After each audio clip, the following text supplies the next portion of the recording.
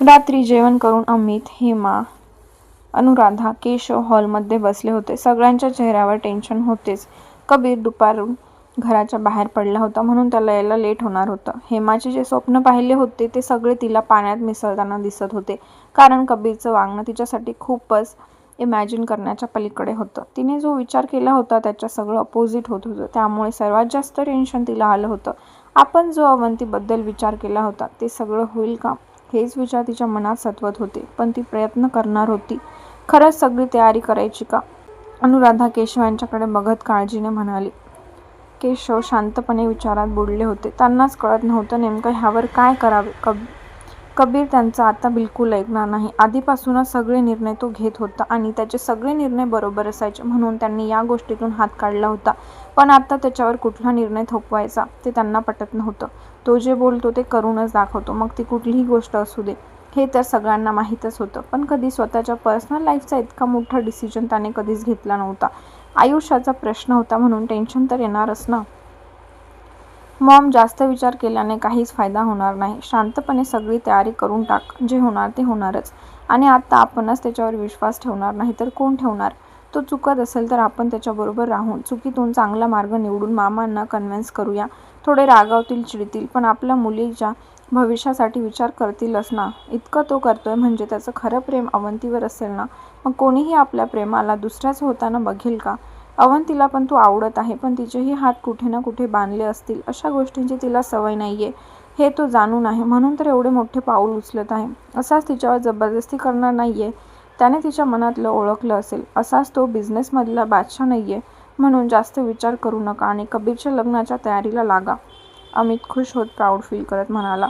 अनुराधा, अमित बोलतोय अगदी खरं आहे. प्रयत्न न करता आपण मागे हटू शकत नाही. अवंतीसोबत जर त्याचं लग्न झालं नाही तर पुन्हा तो लग्नाचा कधीच विचार करणार नाही. त्यापेक्षा आपणच अवंतीला आणि तिच्या घरच्यांना कन्व्हिन्स करायला हवे. केशव गालातल्या गालात हसत म्हणाले. तसं अनुराधाच्या मनावरचा भार कमी झाला. आपल्या मुलाच्या आनंदातच त्यांनी आनंद मानला. जे होईल ते होईल म्हणून डोक्यातून सगळे विचार काढून टाकले. हेमाही थोडी खुश झाली, पण जास्त तिला एक्साइटमेंट होत नव्हती. तिने ज्या गोष्टीसाठी अवंतीची निवड केली होती त्या गोष्टीसाठी तिला किती मेहनत घ्यावी लागणार हे तिला जाणून येत होतं. कबीरचा स्वभाव तिला माहीत होता. ज्या गोष्टी त्याला महत्त्वाच्या नसतात त्या गोष्टींमध्ये तो लक्ष घालत नाही, पण जी गोष्ट त्याची आहे त्या गोष्टीवर त्याची बाजसारखी नजर असते. तिने दीर्घ श्वास सोडला. जे होईल ते होईल. फक्त अवंती तिच्या बाजूने असायला हवी. तसा तिचा स्वभाव माहीतच होता, त्यामुळे थोडीशी ती रिलॅक्स होती. काय काय घ्यायचं आहे आईंना विचारलं ना, नाहीतर तिथे आपण मरणाच्या दारात आणि तू म्हणायची अरे हे घ्यायचं राहिलं, चल जाऊन आणू. अमित अनुराधाला टोमणा मारत म्हणाला. मला सगळं माहीत आहे, जास्त तोंड वाजवू नको. माझ्या सासूने मला सासूरवास केला आहे, पण तुझा सासूरवास मला आयुष्यभर आहे. अनुराधा तोंड वाकडं करत चिडून म्हणाला. डॅड तुला काही बोलत नाही. तू जे म्हणशील ती पूर्व दिशा. काय डॅडवर तुझी जादू आहे कुणास ठाऊक. सून पण तुला तुझ्यासारखीच भेटली. तुझ्या हातावर हात टाकला आणि तुझा लाडका लेक तो तर कधीच तुला कुठल्या गोष्टीसाठी टोकत नाही. कुठे जायचे, काय करायचे, काही कर, फक्त मला त्रास देऊ नको, असा तुझा लाडका लेक. मग तुझ्यावर वॉच ठेवायला तुझ्या सासूने मला तयार केले आहे. अमित हसत अनुराधाला चिडवत म्हणाला. उठ तू इथून. फिरायला गेल्यावर मी खूप सुखाने असते. तू समोर असला की मला सुखाने जगूच देत नाही. अनुराधा जास्तच भडकला आणि त्याला मारायला उठल्या. तसं लगेच अमित जागेवरून उठून सोफ्याआड जात मार चुकवत हसू लागला. त्यावर हेमा आणि केशव हसू लागले. सॉरी, बस. पहिले मला सांग काय काय घेणार आहे. उद्याच्या उद्या जाऊन घेऊन ये. अमित अनुराधाचा हात धरत सोफ्यावर बसवत म्हणाला, कारण अनुराधाला आता थोडासा दम भरला होता.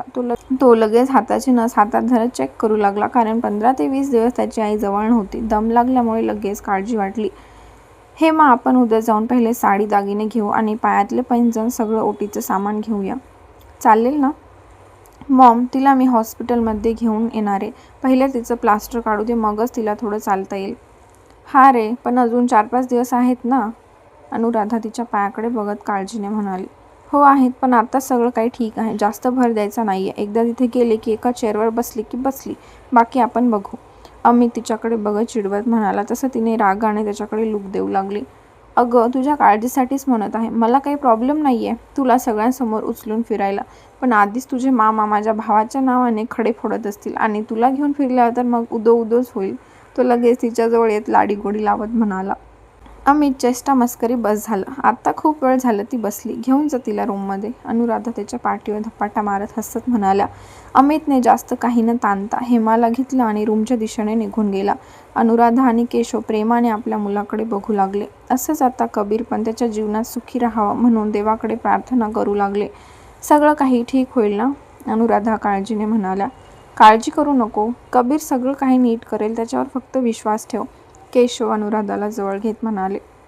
दिवसभर कबीरने तिला एकही फोन केला नाही, ना एकही मेसेज. तसा तो कामातसुद्धा बिझी होता आणि त्यात तिचा रागसुद्धा डोक्यावर थैमान घालत होता. त्यामुळे मनाने पक्क केलं होतं, आता बोलणं असेल ते थेट तिच्या घरात, आणि तेही त्याच्या ॲटिट्यूडमध्ये. इकडे अवंतीची हालत वेगळीच होती. बोलून तर गेली, पण मनाला किती त्रास होत होता तिला माहीत होतं. रागा त्याच्यावर विश्वास नाही म्हणाली, पण तीच गोष्ट आता काळजावर घाव करत होती. डोळ्यातलं पाणी सारखं गालावर येत होतं. दिवसातून तिने किती वेळा तरी मोबाईल चेक केला होता, पण त्याचा एक मिस कॉल नव्हता ना एक मेसेज नव्हता. म्हणून मनाला एक हुरहुर लागली होती, त्रास होत होता. आपण खूपच बोलून गेलो का असं वाटलं. दिवसाची रात्र झाली, रात्रीसुद्धा त्याचा फोन आला नाही. इकडे बळवंतराव आणि मीराने आपल्या मुलीच्या बैठकीची जोरदार तयारी चालू केली होती. भरजरी साड्या, दागिने, दारासमोर मंडप. आजूबाजूच्या गावातल्या पाहुण्यांना सुद्धा सांगितलं होतं. 2 टाईमचे जेवण, सकाळचा नाश्ता.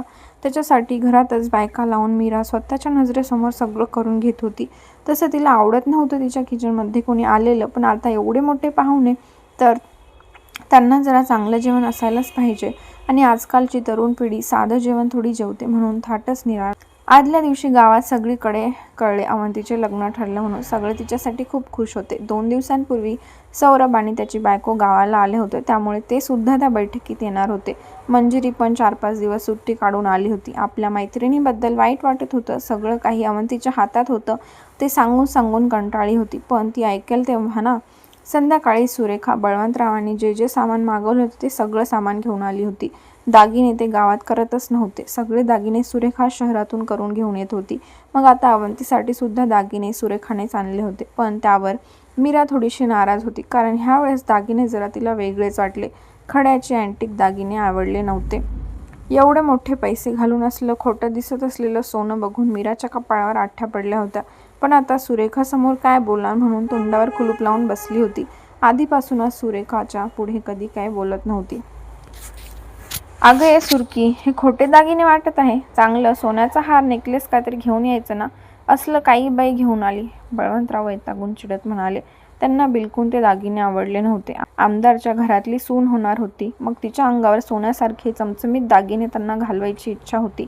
पण आता फक्त बैठक होती म्हणून नाईलाज होतं. जेव्हा लग्न ठरेल तेव्हा ते स्वतः शहरात जाऊन अवंतीच्या पसंतीने दागिने घेण्याचा विचार करत होते.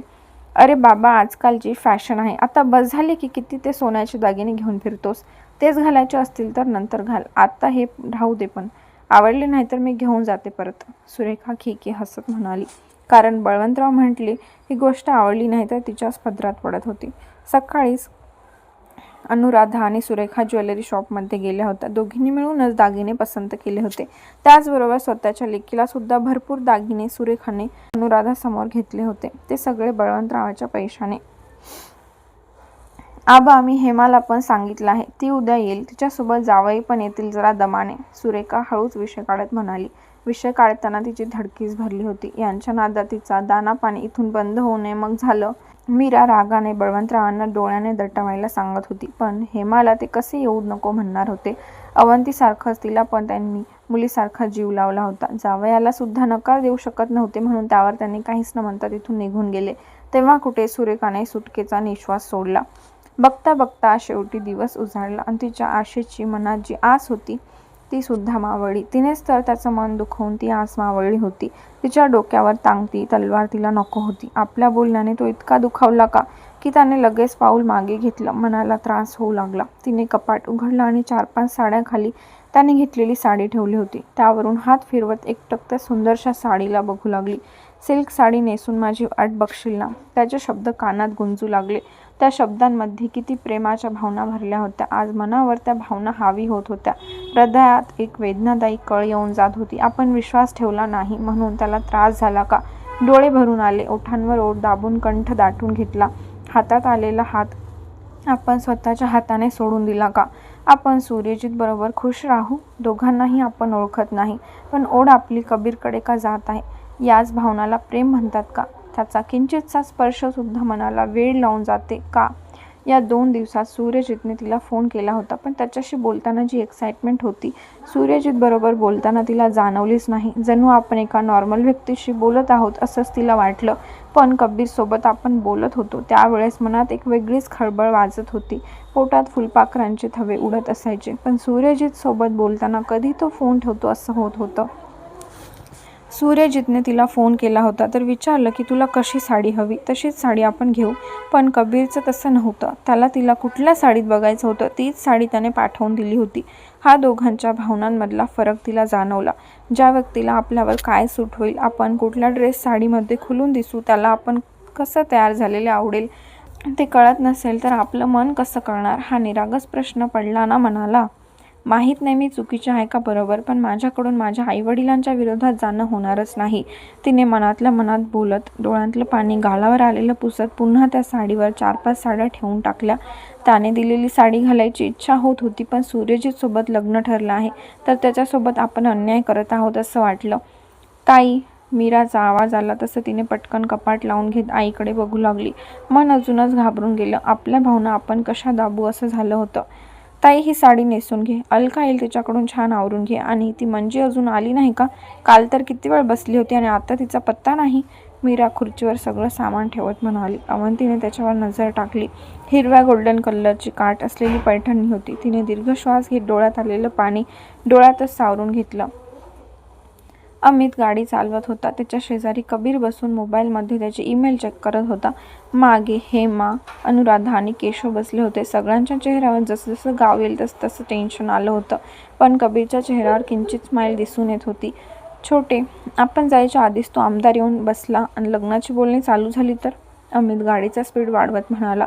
काहीही करून अमितला आमदार यायच्या आधीच बळवंतरावांच्या घरी जायचं होतं, पण आज रस्ता कटत का नाहीये म्हणून त्याला टेन्शन आलं होतं. यासाठी त्याने ड्रायव्हरला सुद्धा सोबत घेतलं नव्हतं.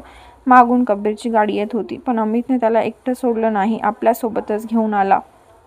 दादा, गेस्ट येतील तेव्हा ना, निवांत गेले तरी काही प्रॉब्लेम नाहीये. कबीर हसत भुवया उंचावून त्याच्याकडे बघत म्हणाला. तसं अमितने डोळे मोठे करून जोरातच गाडीला ब्रेक मारला. त्याच्यासाठी धक्काच होता. केशव, अनुराधा आणि हेमासुद्धा डोळे मोठे करून कबीरकडे बघू लागला. पाहुणे कधीपर्यंत येत आहे बघा जरा, म्हणजे 5 लोक आले की गडबड व्हायची, तोपर्यंत काशी घेऊन येईल 5 लोकांना. मीरा पदर सावरत हसत म्हणाली. हा, फोन लावतो. बळवंतराव लगेच खिशातून मोबाईल काढत बाहेर निघाले. वहिनी, इतकी काय घाई लागली, माझी लेक तर येऊ द्यायची. सुरेखा लगेच अंगावर ओरडत म्हणाली. अहो वंस, नाराज होऊ नका, सगळं व्यवस्थित पार पडावं म्हणून घाई बघा. अजून दिदी यायला किती वेळ आहे? मीरा तोंड भाषत हसत म्हणाली. आतून तर खूप राग येत होता, पण काय करणार, तिच्यासमोर बोलायची अजूनपर्यंत हिंमत नव्हती. मगाशी फोन केला तर गावात आले होते, येतील. सुरेखा डोळे गोल फिरवत बळवंतरावांच्या मागे निघाली. 5 ते 6 रिंगमध्ये सूर्यजितच्या वडिलांनी म्हणजेच राणे यांनी फोन उचलला. नमस्कार पाहुणं, कुठदिशी आला हो, म्हणजे 5 लोकांना बोलून आणायला सांगितलं असतं. बळवंतराव मिशीवरून हात फिरवत रुबाबात फेटा घालून अंगणात फिरत होते. तिकडून राणे साहेब शांतच होते, काहीच बोलत नव्हते. साहेब, आवाज येत नाही व? बळवंतराव मोबाईल गोल फिरवत पुन्हा कानाला लावत म्हणाले, कारण आवाज काहीच येत नव्हता म्हणून थोडेसे पुढे गेले. सरपंच साहेब, राणे साहेब शांतपणे म्हणाले. बोला बोला, आता येत आहे आवाज. बळवंतराव त्यांचा आवाज आला तसे खुश झाले. आम्ही येऊ शकणार नाही, आजचा कार्यक्रम रद्द करा, राणे साहेब म्हणाले. तसं बळवंतरावावर कोणीतरी जोरदार दगड फेकल्यासारखा मनाला वार झाला. ते जागीच थांबले. चेहऱ्यावरचं झगझगीत हसू झरकन गायब झाले. राणे साहेब, काय? बळवंतराव चेहऱ्यावर पुन्हा हसू आणत आपण चुकीचं ऐकलं का म्हणून विचार करू लागले. घाबरून धडकी भरू लागली. तुम्ही बरोबर ऐकलं आहे, आम्ही येऊ शकणार नाही. आमच्या मुलाचं लग्न आम्ही दुसऱ्या मुलीसोबत ठरवायचा विचार केलेला आहे, म्हणून ही बैठक काही होऊ शकणार नाही. राणे साहेब बोलून फोन कट करतात. बळवंतराव स्तब्ध होऊन कानावर मोबाईल तसाच ठेवून उभे होते. डोकं सुन्न होऊन बधीर झाले होते. जे ऐकलं ते खरं की खोटं काही समजत नव्हतं. मीराचा हसरा आवाज मागून कानावर पडत होता. बाहेर चाललेली लोकरांची रेलचेल मेंदूला जाणवत होती. स्वयंपाकघरातल्या पदार्थांचा वास घरात दरवळत होता. आजूबाजूला पिवळ्या झेंडूच्या माळा दिसत होत्या आणि डोळ्यांसमोर येत होती ती त्यांची लेक अवंती. तिच्यामुळे डोक्यावर रुबाबात फेटा चढवला होता. तिचीच सोयरीक आज जुळण्याआधीच मोडली होती. नाकाचा शेंडा आणि फेटाचा तुरा कायम जिच्यामुळे वर होता, आज तिच्याच नशिबी हा क्षण का यावा. एक वडील म्हणून आपण कुठे कमी पडलो, की कोणाच्या कर्माची फळं म्हणून आज सगळ्या गावासमोर इज्जत धुळीस मिळणार होती. सारच सुन्न झालं होतं. कपाळावरून एक घामाची धार सरकन खाली आली आणि क्षणात कानावरचा फोन खाली पडून फुटला. फोनच्या आवाजाने मीराने त्यांच्याकडे पाहिलं आणि तिने किंचाळी फोडली. इकडे मीराचा आवाज ऐकून तयार होणाऱ्या अवंतीच्या हातातून बांगड्या निसटल्या. ती घाबरून पळतच रूममधून अंगणात आली आणि तिने बळवंतरावांना पकडून तिथल्या बाजीवर बसवलं. सुरेखाला तर घाबरून दरदरून घाम फुटला. ती लगेच येऊन बळवंतरावांच्या शेजारी बसली. कसली का असेना भावावर जीव होता. आबा काय झालं? अवंती घाबरून त्यांच्या शेजारी बसत म्हणाली. त्यांच्या डोळ्यातून अश्रू गळले आणि तेवढ्यात अचानक गाडीचा जोरदार हॉर्न त्यांच्या कानावर पडला. सगळ्यांनी दचकून निवाड्याच्या गेटकडे पाहिलं. कबीर गाडीतून उतरून गेटवर एक हात आणि एक हात पॅन्टच्या खिशात घालून उभा होता. तर कशी वाटली आपल्या हिरोची प्लॅनिंग? मी सुद्धा चक्क झाले हा, आपल्या हिरोने काय डाव केला आहे सूर्यजीतचा. तर बघूया पुढील भागात कबीर आणि अवंतीची सुपारी. तर व्हिडिओ आवडला असेल तर व्हिडिओला लाईक करा आणि चॅनलला सबस्क्राईब करायला विसरू नका. भेटूया लवकरच पुढील भागात. धन्यवाद.